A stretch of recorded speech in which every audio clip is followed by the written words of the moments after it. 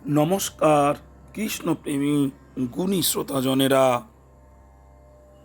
আপনারা জানবেন সত্য পরং ধীমহি। সামান্য অবসর ও সুযোগ প্রাপ্তি হলেই ভগবানের ধ্যান করো। পাপ এবং পুণ্য তৎক্ষণাৎ ফল প্রদান করে না, কালান্তরে ফল প্রদান করে।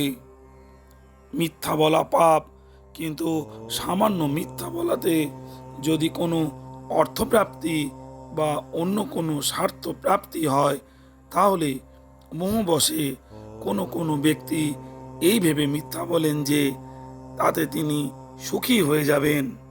সেই মিথ্যা বচন প্রয়োগ করায় তৎক্ষণাৎ তিনি দুঃখী হবেন না, কেননা পাপের ফল সঙ্গে সঙ্গে প্রাপ্তি হয় না, কিন্তু সেই পাপের ফলে ভবিষ্যতে তাকে দুঃখ পেতেই হবে।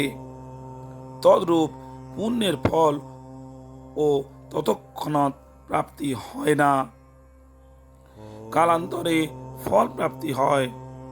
যদি কেউ আজ প্রেম ভক্তির সঙ্গে ভগবানের পুজো করেন, তাহলে সেই পুজোর প্রতিফলন আজ প্রাপ্তি হবে না, কালান্তরে হবে।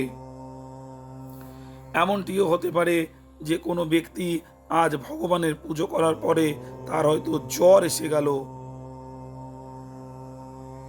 বলে একটু দুঃখিত হলেন তিনি।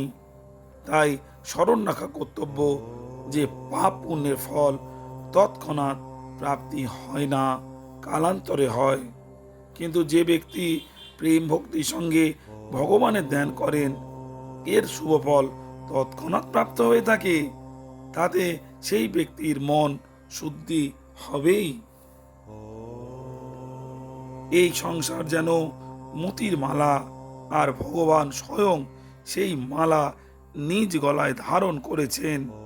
বস্তুত জগতের আধার ভগবান, একমাত্র ভগবানই সত্য, চিরস্থায়ী এবং সর্বশ্রেষ্ঠ।